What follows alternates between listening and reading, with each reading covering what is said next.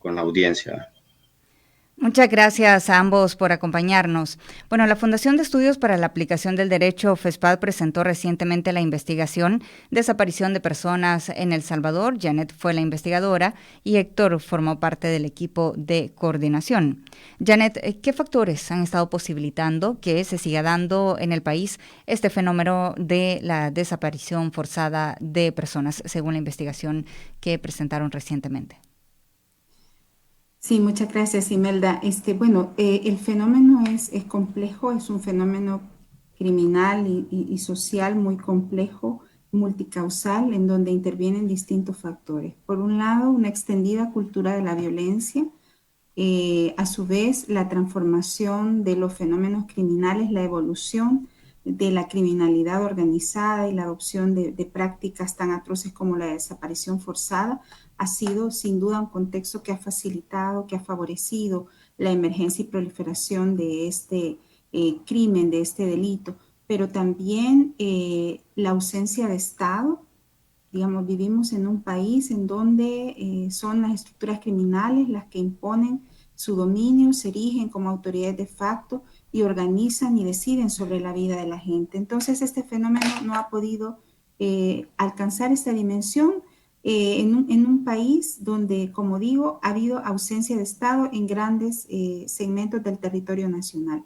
Y finalmente, un elemento que es transversal a todo el estudio es la extendida impunidad, la falta de enjuiciamiento, de esclarecimiento, de sanción hacia los responsables de este delito. Es un delito que, de acuerdo a los antecedentes que encontramos en la historia reciente, data inicialmente los primeros casos de 2002-2003. Estamos hablando ya de casi 20 años en donde el Estado salvadoreño estuvo indiferente.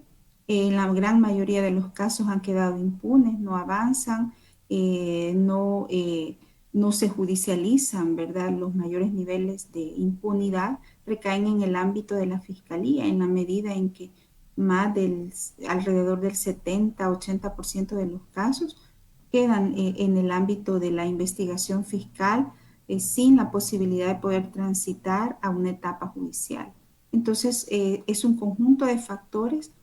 Un elemento que el estudio señala, eh, que me parece a mí, intentamos subrayarlo, es que esto no ha podido evolucionar a este nivel sin la indiferencia de la sociedad salvadoreña, ¿verdad? Ha habido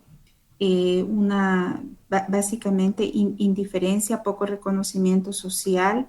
Se ha asumido que es un delito aislado, que solo afecta a unos pocos, cuando las cifras dan cuenta de miles, ¿verdad? A lo largo de las últimas décadas, son miles de familias, miles de niños, niñas que han quedado huérfanas, huérfanos que han sido impactados por los impactos atroces, terribles, ¿verdad? A nivel psicosocial, a nivel económico, a nivel familiar. Hay un impacto también en la comunidad. Entonces, ha habido realmente una indiferencia alimentada por ese discurso negacionista de las autoridades que ha prevalecido a lo largo de los gobiernos. Janet, ¿y quiénes están siendo las víctimas y los victimarios de las desapariciones de personas actualmente en el país? Bueno, las víctimas predominantemente, digamos, de acuerdo a las estadísticas, que de nuevo es una aproximación porque no tenemos datos consistentes ni un registro único que nos permite establecer perfiles, pero a juzgar por los datos que tenemos de policía y fiscalía, las víctimas son fundamentalmente adolescentes y jóvenes entre los 15, principalmente 15 y 24 años, aunque las franjas etarias, el universo de las víctimas se ha ido extendiendo en los últimos años. Hay cada vez más niños, niñas, menores de 15 años y también personas adultas e incluso ancianos, ancianas. Eh, de este, digamos, universo, alrededor del 30-40% son mujeres, principalmente, como digo, adolescentes y jovencitas. De manera que, digamos, este es un poco algunas de las características en términos de zona geográfica, al menos lo que revelan las denuncias, que ahí nos estamos restringiendo al ámbito de aquellos casos que llegaron a sede administrativa. Existe la hipótesis de que muchos de estos casos no son reportados por distintas razones, pero en el caso de los que llegaron, la gran mayoría, digamos, de denuncias se concentra principalmente en el área metropolitana de San Salvador. San Salvador, municipio, Santa Tecla también está figurando bastante como un municipio con alta prevalencia de casos de personas desaparecidas, Soyapango y algunos municipios como Apopa, digamos, siempre del área metropolitana. Han aumentado los casos en el área rural, pero son cuantitativamente menores, al menos las denuncias, posiblemente asociado a las barreras que tienen que ver con el acceso a la justicia que tienen en mayor medida las personas que residen en las zonas rurales. Y en cuanto a los perpetradores, pues tenemos un universo amplio, Imelda. Se ha manejado la idea que los perpetradores únicos de este atroz delito son las pandillas y ciertamente el estudio constata que hay un protagonismo importante de grupos de pandillas en esta práctica. De hecho, ellos, digamos, la hegemonizaron hasta muy recientemente, pero en los últimos años se ha advertido mayor participación de agentes del Estado, sobre todo a partir del sexenio pasado, a partir de 2014, en este caso miembros de la policía y también del ejército, aunque en menor medida estos últimos, y particulares que confabulados muchas veces con la policía o con bandas de crimen organizado o con la pandilla, están ejecutando estos atroces delitos en el marco de venganzas personales, de conflictos comunitarios, de conflictos familiares, ¿no? Aparecen también grupos de exterminio que han recurrido a esta práctica, sobre todo grupos de exterminio donde hay participación de miembros de la policía, que recurrieron a esta práctica en el contexto de las ejecuciones extralegales que la policía, bueno, cometió de manera significativa el sexenio pasado.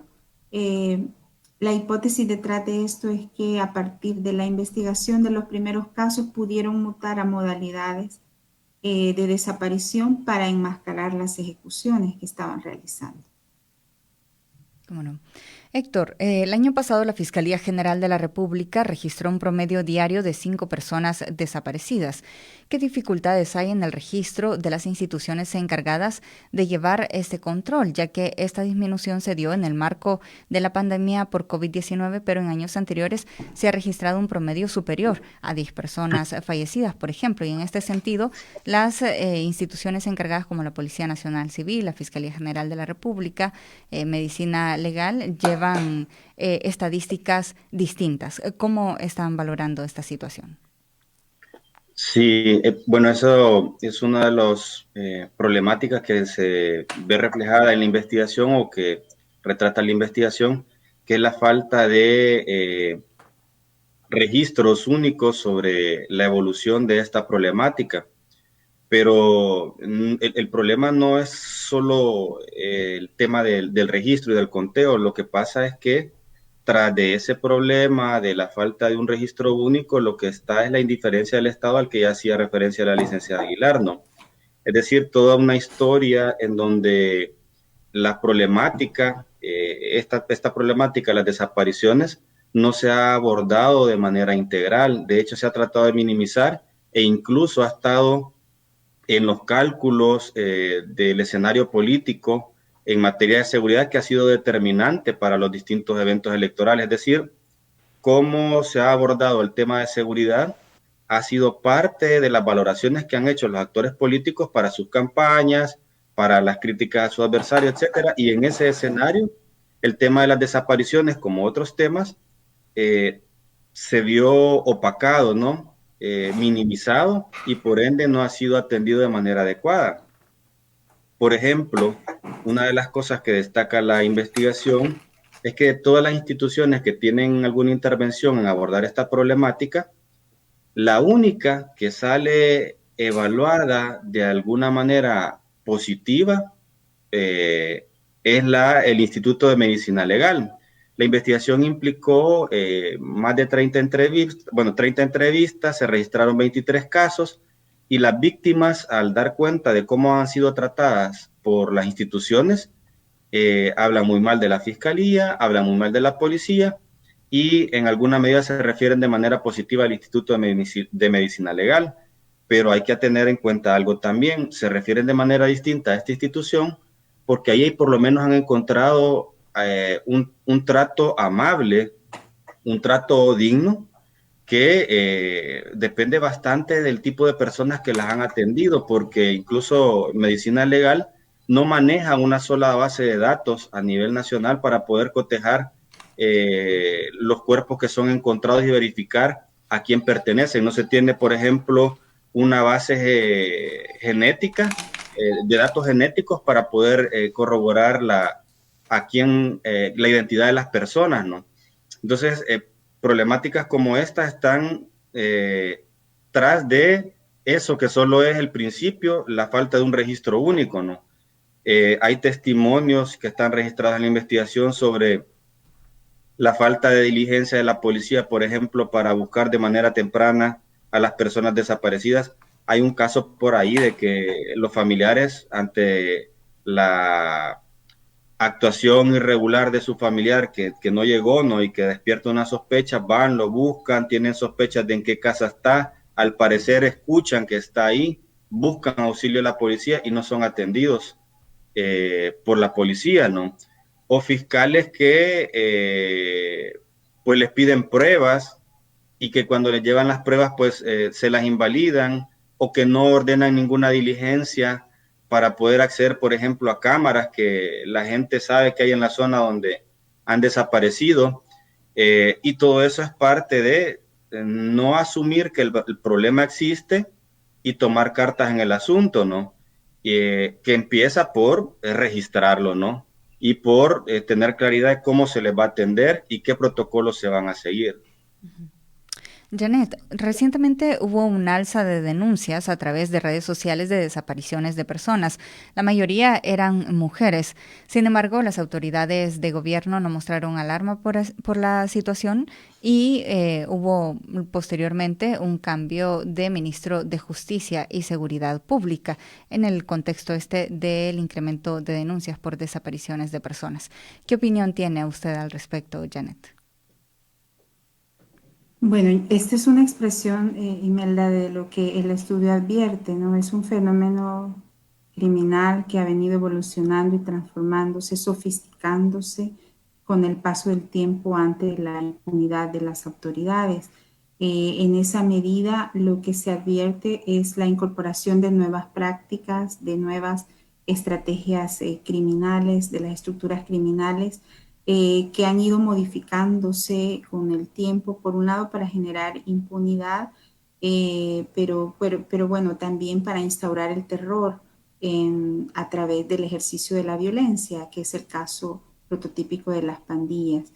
Se advierte en el estudio una práctica de desaparición de mujeres, sobre todo privación de libertad de niñas, adolescentes, mujeres jóvenes principalmente, que son abusadas sexualmente y que son generalmente, digamos, torturadas y luego asesinadas, desmembradas y sus restos ocultados en fosas o cementerios clandestinos. Esta modalidad se ha mantenido a lo largo de los años con la incorporación de distintas estrategias orientadas a sofisticar tanto esta tecnología del terror que mencionamos en el estudio, que tiene como objetivo no solo anular a la víctima, causarle sufrimiento, lo que señalan los autores, no matar el cuerpo físico, sino instaurar también el terror y el miedo en el cuerpo social, es decir, en la comunidad, en la sociedad.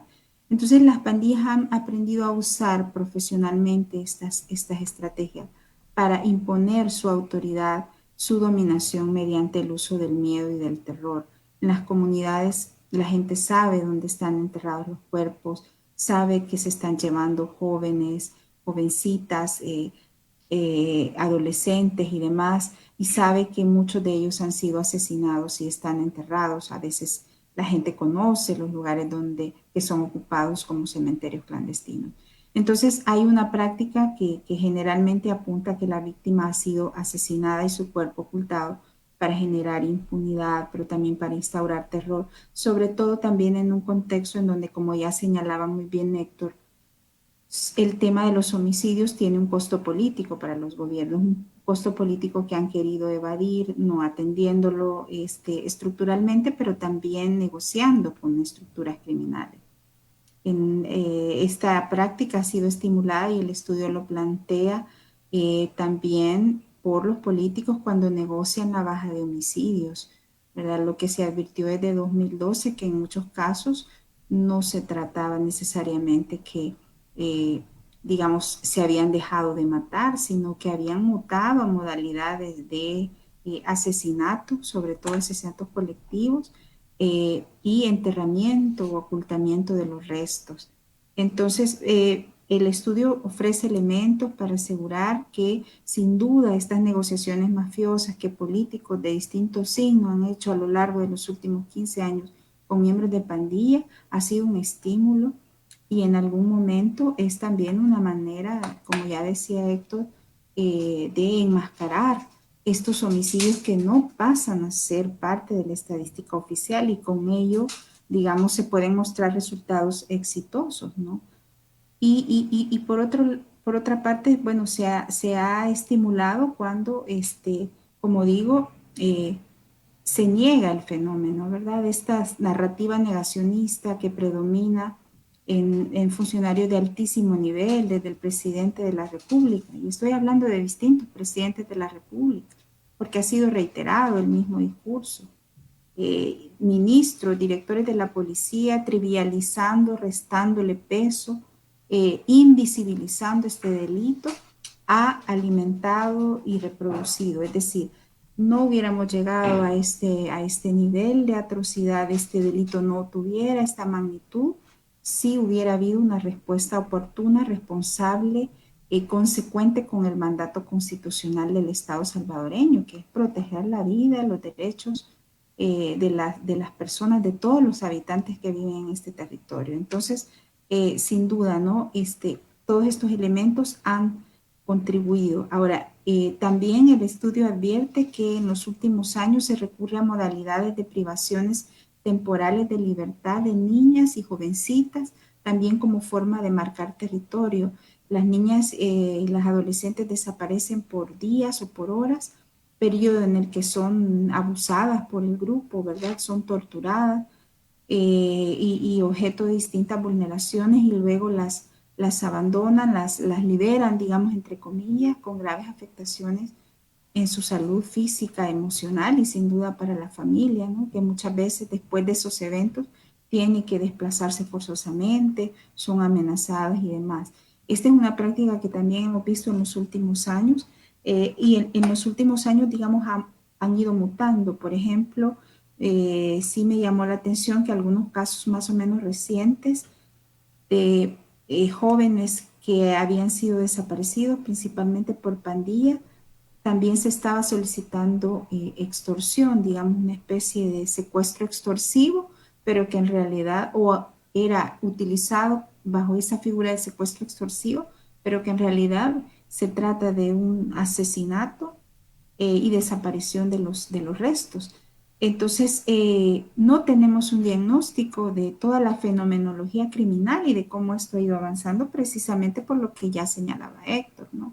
La falta de interés del Estado de abordar este fenómeno, de investigarlo, de desmantelar esas estructuras, de localizar posiblemente los miles de cementerios clandestinos que existen en el país. Solo en el periodo de la década pasada se han encontrado, digamos, más de 500 sitios, de acuerdo a los registros de la Fiscalía, aunque aún todavía no se tiene una base de datos de todos los cementerios. Son cientos de lugares donde yacen numerosas víctimas. Estamos hablando de cementerios que son usados colectivamente, en donde se van enterrando grupos de personas. Muchas veces las víctimas, sus restos son inhumados clandestinamente en un lugar y luego trasladados a otro para impedir que sus restos sean localizados, ¿verdad? Me comentaba también, digamos, el fiscal a cargo de la unidad especializada, que también, digamos, las modalidades de quienes entierran inicialmente en un lugar y después sacan y trasladan van cambiando precisamente para impedir que alguno de ellos informe a las autoridades o se criteríe, ¿no?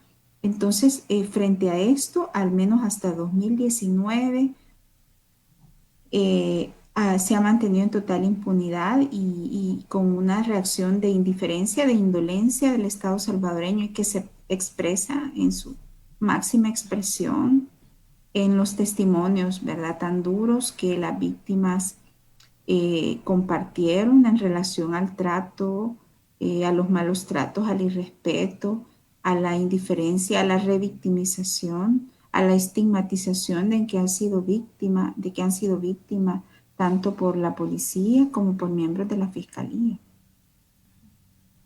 Héctor, con respecto al tema de la revictimización y todo el proceso en el sistema judicial del país, ya nos decía Janet que muchas de las personas que han desaparecido en este país de forma forzada han sufrido otro tipo de violencias previo a su desaparición, desplazamientos forzados, amenazas, violaciones sexuales.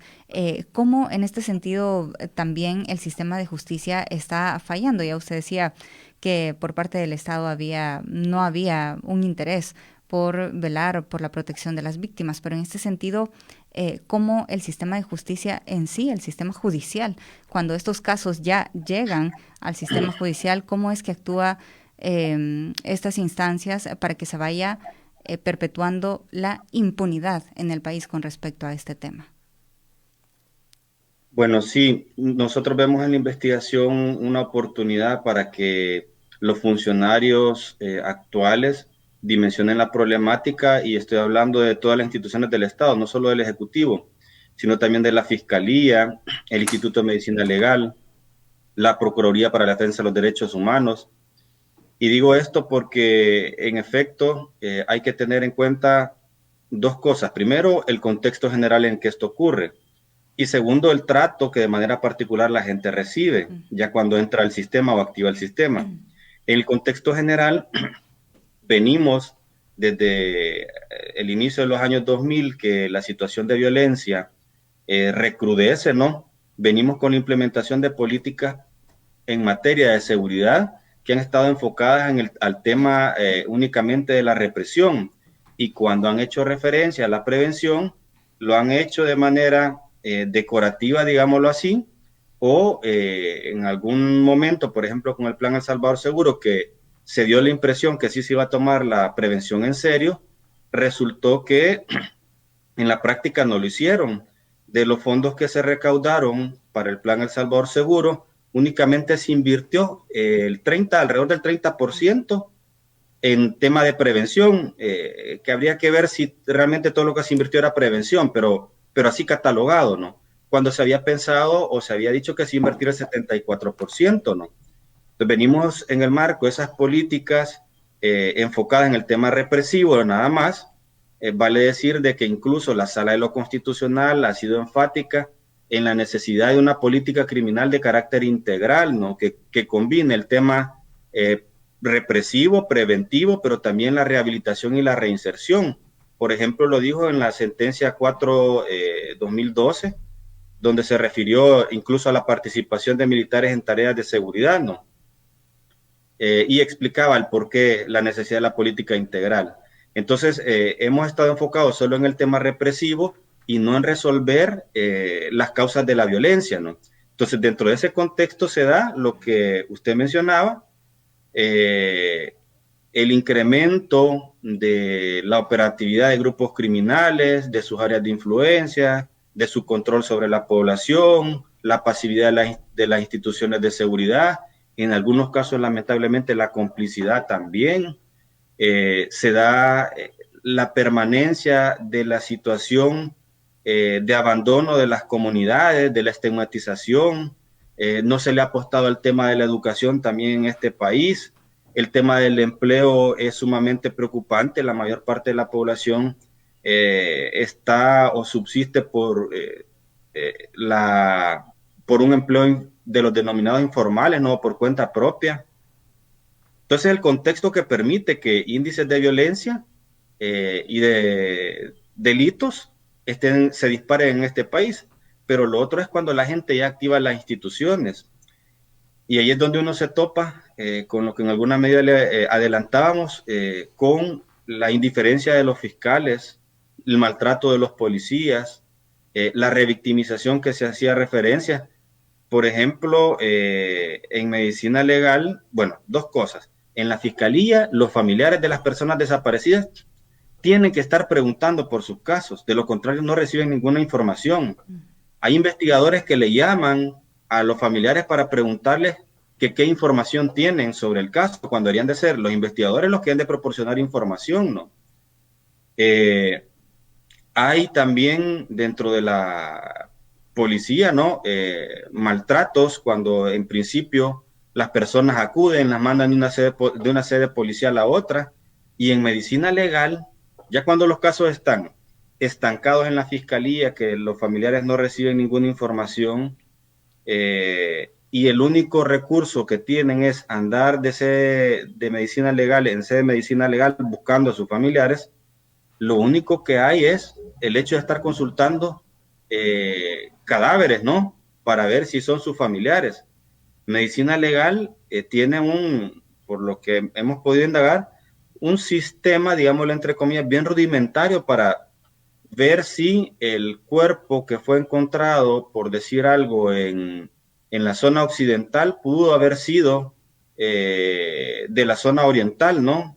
Se comunican por WhatsApp para poder corroborar los miembros de medicina legal y con base a las características nada más. O sea, es una cosa bien rudimentaria, ¿no? Sí, Héctor, perdón, sí. solamente necesitamos hacer un breve corte en este momento y al regresar, por favor, nos continúa hablando sobre este análisis en cuanto a las instancias de justicia en el país. Ya volvemos.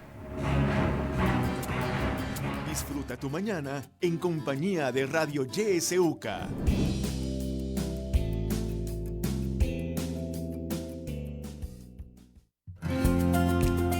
Ahora, cuidar su salud depende de usted. Lávese las manos con frecuencia con agua y jabón por al menos 20 segundos, especialmente después de haber estado en un lugar público o después de sonarse la nariz, toser o estornudar. Prevengamos el COVID-19. YSUCA, siempre con vos.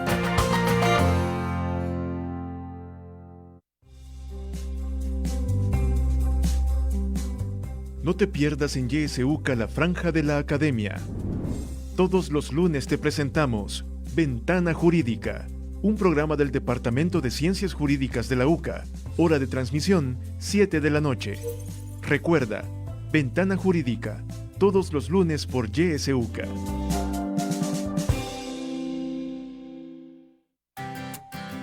En Radio YSUCA celebramos la vida. Buenos días.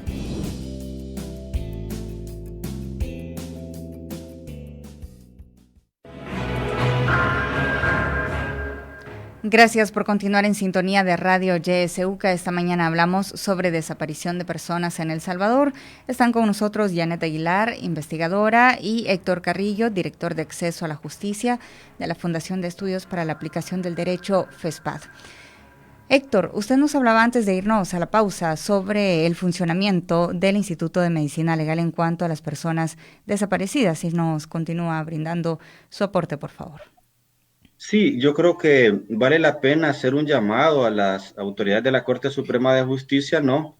Que incluso, pues, que revisen una serie de propuestas en la investigación y que revisen los protocolos que están aplicando para, dentro de las competencias de medicina legal, poder darle una atención adecuada a los familiares de personas desaparecidas, ¿no?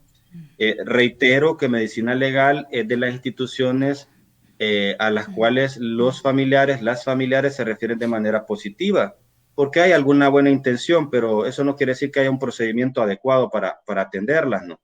Entonces, quizás el llamado es en ese sentido a medicina legal. Bueno, la Fiscalía también tiene un gran reto, ¿no? En este sentido de poder investigar estos casos, hacer uso de medios tecnológicos para poderlo llevar a cabo y de darle un trato diligente a cada uno de los casos. Y al Ejecutivo, bueno, que no caiga en el mismo error que los gobiernos anteriores de minimizar esta problemática, ¿no? Los números hablan de manera muy fuerte sobre la magnitud que tiene este fenómeno. Por ejemplo, estamos hablando ya se hablaba de la cantidad de cementerios clandestinos. Solo en la investigación están registrados más de 238 cementerios clandestinos. Se registra entre 2013 y 2017 2.463 cadáveres encontrados, ¿no? Son cifras que tienen que ver con la inoperancia, la indiferencia del gobierno, de los gobiernos anteriores, desde los años 2000. Pero durante el gobierno actual también deberían de ponerle atención. Con las cifras oficiales y obviemos el problema de las estadísticas o de la certeza de las estadísticas, pero con las estadísticas oficiales tendríamos entre 2018 y 2019 1.637 casos sin resolver según los datos de la policía. Entonces, los números siguen creciendo, ¿no? Y tras los números tan fríos, hay miles de familias que están pasando un drama humano a diario, ¿no? Que no se puede obviar. ¿Cómo no? Vamos a darle paso también a la audiencia para que pueda hacer sus preguntas o comentarios en este espacio de la entrevista. Puede llamarnos al 2275-9501, 2275-9502. También puede enviarnos sus mensajes de texto o de voz al 75 71 27 79. Nos ha llegado un mensaje de texto, le doy lectura en este momento. Dice: buenos días, lo que dice es muy cierto, nada más aquí donde vivo observo que pelean entre vecinos y después dicen te voy a echar a fulano. Incluso yo por oír la radio vienen hasta la puerta a oír y revisan el muro de mi casa, ya que también están afiliados a Nuevas Ideas. Y sí, como le repito, ellos hacen las cosas y dicen que los muchachos. Pasen buen día y excelente tema, dice una persona oyente. Tenemos llamada telefónica, le damos paso en este momento. Buenos días, adelante. ¿De dónde nos llama? Buenos días. Buenos días. Por razones de seguridad no le vamos a decir de dónde, ¿verdad? Sí, cómo no. Pero lo voy a omitir. Adelante, Pero gracias. quisiera compartir por primera vez, la familia va a compartir ahorita ante la opinión pública algo que ocurrió en 2010. Fíjese de que un sobrino mío fue detenido y un juez posteriormente a los meses lo liberó y solo le dijo que se presentaran a firmar, pero no le habían dicho todavía cuándo.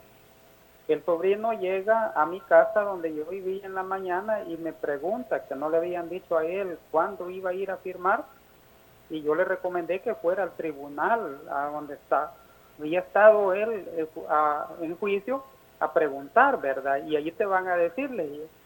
Pues vino él, se fue con un amigo con él, y en el camino los agarra la policía otra vez el siguiente día de que él había sido liberado. Ya esta captura, por decirlo así, no tenía ningún argumento legal la policía, sin embargo se lo llevó y estuvo en la Bartolina de Atiquizaya, Aguachapán. Allí lo tuvieron por el acto de 48 horas, porque las hermanas de él le llevaban comida. A las 48 horas la policía lo desapareció de la Bartolina, a él y al amigo de él. El amigo, el único pecado que fue ir con él. Pero esta captura, aparte de que no tenía ningún argumento legal, se dio la desaparición forzada de adentro de la Bartolina de la Policía Nacional Civil de Atiquizaya. Esto ocurrió el 10 de agosto del 2010. Desde entonces, pues la familia no ha buscado ningún apoyo legal por temor, ¿verdad? Dado que la misma policía está aliada con los delincuentes. Solamente eso quería compartir para opinión de los investigadores allí. Y ahí me disculpan por no poderle dar mayores datos por razones de seguridad. No, al contrario. Muchas gracias a usted por compartirnos esta terrible experiencia. Muchas gracias. Tenemos una llamada más. En este momento le damos paso. Buenos días. Adelante. ¿De dónde nos llama? Buenos días. ¿Nos escucha? Buenos días. Adelante, por favor. Quiero decirle que este país pues sufre de un caos coyuntural. Tenemos ahorita una artritis deformativa.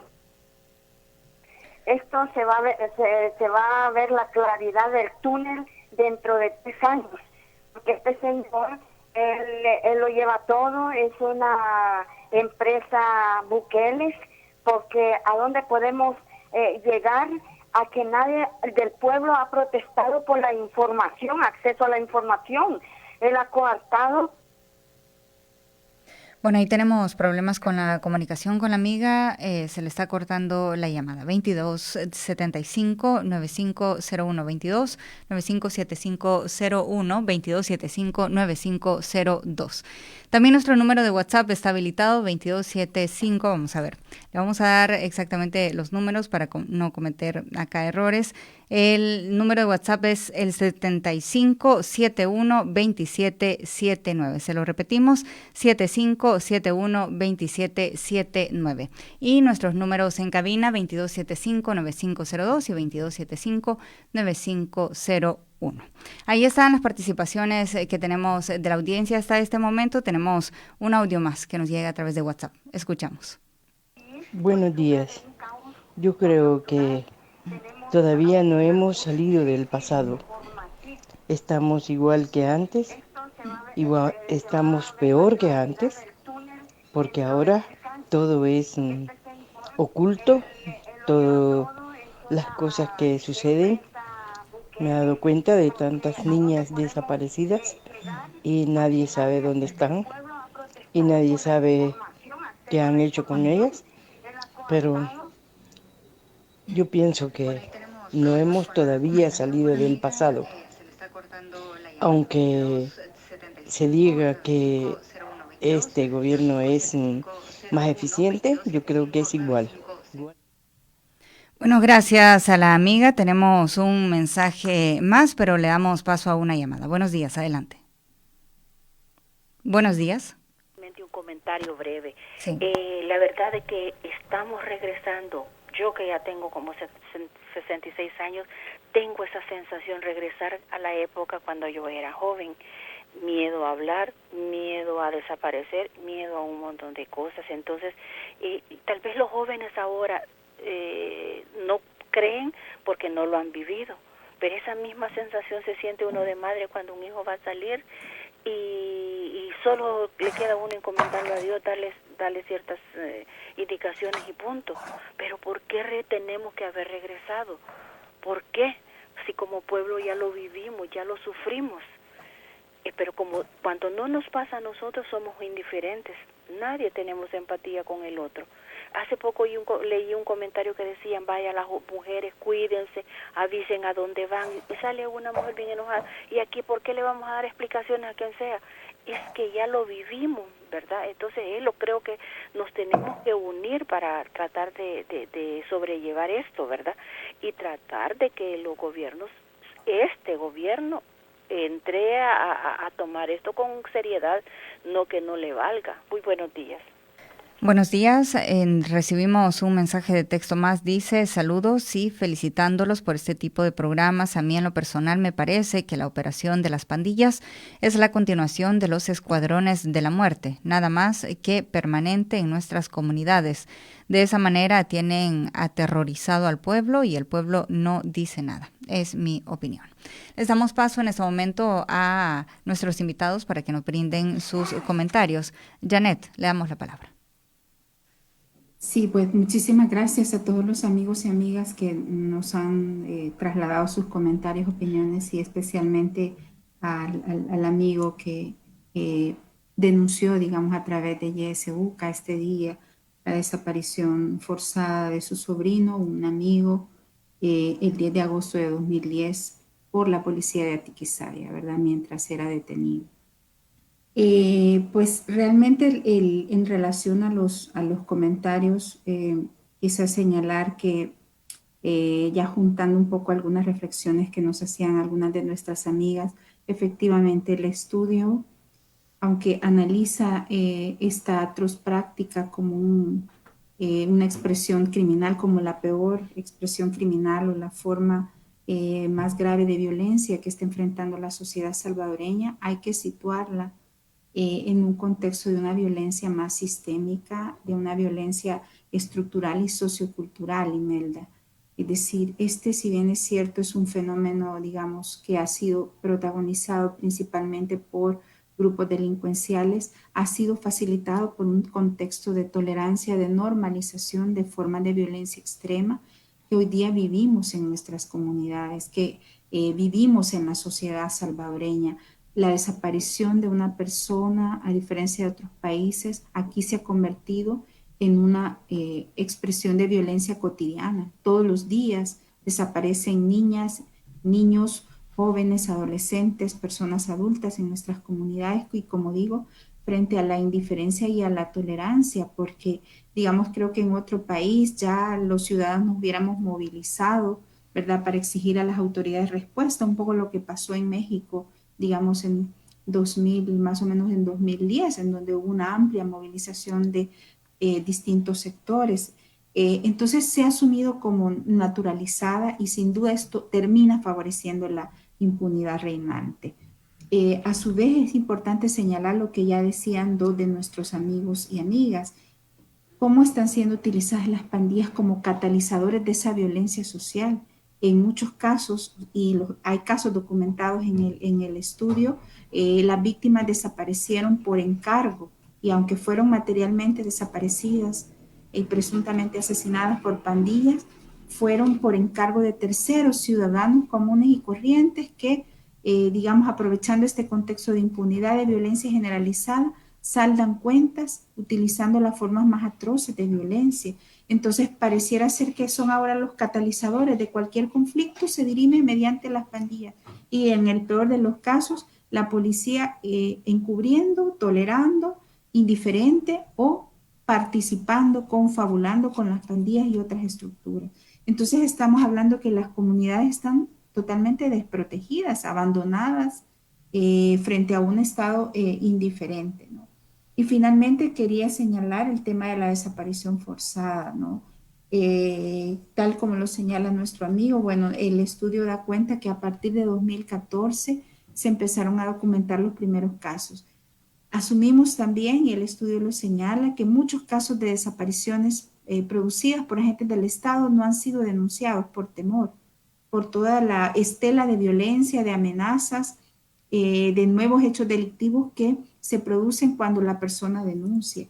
Entonces vemos con mucha tristeza cómo esta impunidad reinante favoreció repeticiones y en este caso la repetición de un tema que como país creíamos superado, ¿no? Las desapariciones forzadas, que en el conflicto fue una práctica sistemática por parte de los gobiernos militares como estrategia para eliminar opositores. Vemos ahora entonces cómo nuevamente policía y ejército, pero principalmente policía, al menos se tiene más información de los casos de la policía, recurrieron a esta atroz práctica, aun cuando, bueno, se trata de un delito de lesa humanidad que es imprescriptible, ¿verdad? Como digo, de acuerdo al derecho internacional de los derechos humanos, es el peor delito que se puede cometer contra un ser humano. Y vemos como ahora agentes del Estado que están obligados por mandato a proteger y garantizar la vida, la integridad de las personas, están actuando como perpetradores directos, es decir, ya no solo hay una omisión con la indiferencia, intolerancia, sino también una acción directa, una participación activa de estos elementos, amparados nuevamente en la impunidad, porque en estos casos, los pocos casos que analizamos, porque como digo, no hay muchos casos documentados, tenían como común denominador que se había dificultado el proceso, aún más el proceso de denuncia. Las familias habían enfrentado obstáculos para activar sus procesos e incluso, bueno, han sufrido una serie de amenazas, algunos de los cuales los ha obligado a salir del país hoy día. De los casos conocidos, solo 2 casos han sido judicializados. Uno de ellos, como sabemos, el caso de la desaparición de 3 jóvenes en Armenia en 2014, fue judicializado y después de varios años y de iniciar un nuevo proceso, fueron condenados el grupo de tarea de la Fuerza Hermes, que participó en la desaparición de estos 3 jóvenes. Pero en la mayoría de los casos han quedado en total impunidad y más bien las familias han sufrido un nuevo ciclo de violencia activado desde los propios agentes del Estado frente a la impunidad de los perpetradores. Entonces, esta práctica que nos señala nuestro amigo pareciera ser que también no fue aislada. Hay casos en donde fueron detenidos y nunca más se ha vuelto a saber de ellos, ¿no? La gente señala, la policía se los llevó, ¿verdad? Los subieron en una carro patrulla o incluso lo llevaron a una Bartolina policial, como este caso. Y luego de eso no se supo absolutamente nada. O sea, ¿cómo es posible que en un país miembros de la policía, agentes del Estado, funcionarios encargados de hacer cumplir la ley, detengan a una persona y no den cuenta de su paradero, ¿no? Es intolerable realmente y en ese sentido el Estado salvadoreño también se expone a una sanción internacional, ¿verdad? Por inacción, por falta de investigación, por tolerancia, pero también por, como digo, comisión directa de estos hechos, porque estamos hablando de instituciones, de personas en sedes policiales. No estamos hablando de grupos al margen de la ley o de grupos de exterminio, sino en sedes policiales con recursos institucionales. Sí. Héctor, ¿tiene comentarios que hacer sobre las participaciones de la audiencia? Sí, bueno, igual nuestra solidaridad con la persona que llamó reportando la desaparición de su sobrino. Sobre ese punto, en primer lugar, decir que ya el hecho de que el amigo lo reportara a través de este medio genera una responsabilidad para algunas instituciones. Quizás de manera más inmediata para la Procuraduría y para la Fiscalía, ¿no? La Procuraduría para la Defensa de los Derechos Humanos eventualmente podría empezar a indagar la situación reportada, ¿no? La Fiscalía también podría tomar cartas en el asunto. Vemos difícil que aunque el hecho mismo de reportarlo genera esa obligación, pero es bien difícil que pueda suceder sin que haya un poquito más de información o quizás activar por lo menos a la Procuraduría para la Defensa de los Derechos Humanos para que pueda indagar qué pasó con estas 2 personas, ¿no? Asimismo, decirle al amigo que también se puede pedir un habeas corpus ante la Sala de lo Constitucional de la Corte Suprema de Justicia. Lo puede pedir cualquier persona a favor de las 2 personas que están desaparecidas para que el Estado dé cuenta del paradero de ambos, pues, según la versión que nos ha trasladado por este medio, han desaparecido de una instalación del Estado, ¿no? De una sede policial, y eso es sumamente grave, ¿no? Por otra parte, había un comentario creo, 2 comentarios que creo que van en la misma línea. Uno que decía de que incluso el hecho de poner la radio generaba como problemas, porque incluso lo iban a ver por el muro, mencionó, y una amiga que habló de que se sentía que estaba volviendo al pasado. Sobre eso, bueno, yo quiero decir que un mensaje bien claro quedó del pasado, del más reciente evento electoral en febrero, y es que la gente quiere cambios reales en la sociedad, pero para que esos cambios en realidad se concreten, hace falta tener bien claro la responsabilidad que generó para algunos actores lo que en febrero ocurrió. En el caso del partido Nuevas Ideas, y este es un llamado directamente a las bases del partido Nuevas Ideas, deben de garantizar que esas transformaciones se concreten en el tiempo, ¿no? Evitar que se repitan lo ocurrido en el pasado, y hago este llamado, que es un llamado que creo que nos corresponde a todos y a todas, pero al partido Nuevas Ideas, principalmente por ser la primera fuerza política en este país, corresponde hacer una labor más fuerte de contraloría del desempeño de los funcionarios públicos. Eso por una parte. Y lo otro, quizás las máximas autoridades de este país, y ante situaciones como la que expresa la amiga, que tiene temor, quizás recordar el compromiso que surge de ejercer un cargo, una magistratura como la presidencia de la República, por ejemplo. Eso genera la obligación de ejercer democráticamente el poder, pero también de garantizar que en lo sucesivo ese poder se sigue ejerciendo de manera democrática. Supongamos que el presidente de la República tiene todas las buenas intenciones del mundo, ¿no? De hacer las cosas bien, etcétera, etcétera. Pero ¿qué pasa cuando esa persona que manifiesta tener esas intenciones deja el cargo? ¿Qué garantía deja para que la institucionalidad siga funcionando y que el Estado no se convierta en violador de derechos humanos, ¿no?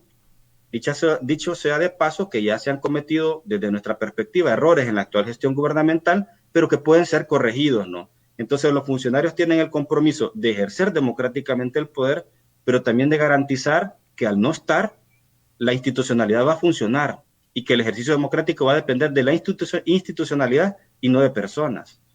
Esos quizás mis comentarios. Bueno, muchas gracias, Héctor. Ya para ir finalizando este espacio, Janet, ¿cuáles son las recomendaciones que se hacen al Estado salvadoreño para detener las desapariciones de personas en este país a partir del estudio que han presentado recientemente? Janet, ¿nos escucha? Bueno, parece que hemos tenido ahí. Perdón, Sí. sí, Muchas gracias, Janet. perdón. Sí, era mi sonido, mi audio. Gracias. El informe, y los animamos también a leerlo, a revisarlo, incluye una serie de recomendaciones, de políticas para la atención de este fenómeno. En primera instancia, no me voy a referir a todas por razones de tiempo, pero una de las principales es que se aborde desde una perspectiva del Estado, como un desafío de Estado, no como un tema de la policía o de la fiscalía o solo de la procuraduría, sino que haya una respuesta articulada del Estado salvadoreño que involucre los tres órganos de Estado en la prevención, en la investigación, en la sanción y en la reparación de las familias, ¿verdad? Que aquí el elemento también reparación se ha dejado de lado. En segunda instancia, es fundamental que el Estado salvadoreño ratifique la Convención Internacional para la Protección de todas las personas contra las desapariciones forzadas y la Convención Interamericana sobre la Desaparición Forzada de Personas. El Estado salvadoreño, pese a que se le ha exhortado desde Naciones Unidas, desde OEA, no ha ratificado estas convenciones. Y luego adecuar la legislación internacional a estos principios, a los parámetros, a los estándares internacionales, tanto de derechos humanos, del derecho humano, digamos, universal, como del derecho humanitario internacional, ¿no? Por otra parte, también sugerimos someter a discusión en la Asamblea una ley de búsqueda de personas desaparecidas. En lo único que hemos avanzado es en hacer una pequeña reforma al Código Penal, pero lo que se remanda es una ley de búsqueda conforme a estándares internacionales que contemple la definición de una persona desaparecida, quién es el familiar, porque al final es el familiar el que tiene, digamos, a veces la potestad legal para activar todos los procesos alrededor de la búsqueda, de la investigación, de la reparación, que se reconozca el derecho a ser buscado, ¿verdad? El derecho a no ser reconocido, a no ser desaparecido, a ser buscado indistintamente de las causas de su desaparición.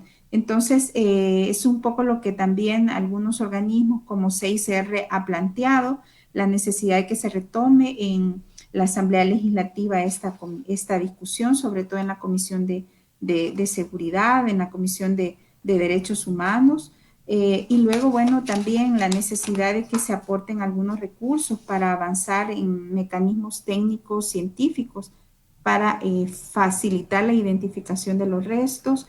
Una de las recomendaciones apunta a la necesidad de fortalecer con más recursos al Instituto de Medicina Legal, de manera que se convierte en un instituto de investigación forense, ¿verdad? Como existe en otros países, con su propio presupuesto, con autonomía, de manera que se le puedan, digamos, dotar de todas las herramientas. Cabe destacar que, como ya señalaba Héctor, es la entidad que mejor ha respondido, aunque hay desafíos. Realmente IML desde 2003 viene implementando nuevos mecanismos con asesoría internacional para mejorar la identificación de los restos. Entonces, estas son algunas de las recomendaciones. Y luego, fundamental, quitarle el peso político, ¿verdad? Restarle de alguna manera la carga política al tema de la violencia, ¿no? Y esto requiere que los actores políticos abandonen la práctica de acuerdos políticos con pandillas y otros grupos delincuenciales como un mecanismo de permanencia en el poder y asuman el desafío, la obligación de encarar los desafíos que impone la violencia y la criminalidad en un país como El Salvador desde enfoques más técnicos e integrales, entre otras recomendaciones. Bueno, muchísimas gracias. Lastimosamente se nos termina el tiempo, pero gracias por habernos acompañado. Janet, Héctor, gracias por habernos hablado sobre este reciente estudio que presentó FESPAD sobre la desaparición de personas en El Salvador. Gracias por habernos acompañado. Janet. Muchas gracias a ustedes. Como siempre, un gusto estar en este espacio y bueno, un saludo a la audiencia también fiel de YSUCA. Así es, muchas gracias, Héctor. Muchas gracias por habernos acompañado. Bueno, gracias a ustedes. Desde FESPAD es un placer. Ratificamos nuestro compromiso de aportar en todos los campos, siempre y cuando se ponga al centro el fortalecimiento de las instituciones democráticas, la construcción de la paz y la dignidad de las personas. Así que gracias. Gracias a ambos. Buenos días. Feliz día. Hasta luego. Esta fue la entrevista en La Matinal. Te invitamos a que no te pierdas nuestra próxima emisión.